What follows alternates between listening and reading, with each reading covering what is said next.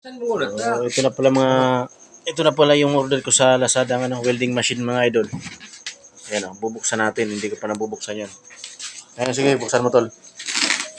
Oh, eh, paano bibili para mabalik ha? Kailangan ng prop.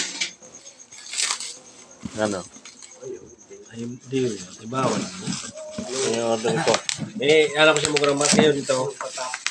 Pero ano ko naman to kasi daming order eh. Legit. Hindi, hindi talaga. Pero, parang ano. Sorry, malas pa sorry mga ano. Ngayon ito. Kagaya ng welding mo. Kagaya ng welding mo yun. Pero iba yung style nito. Malaki to.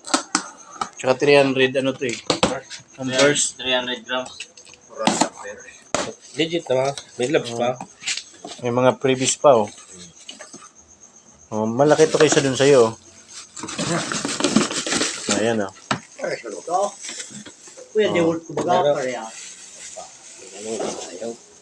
Pinakilo ko araw kang kadapula. Hanapin na. Hindi naman. Mag-respat ka maluwa. Ngayon, kaya po ang naman sa Bicol. Okay. Ayos. Legit. Legit.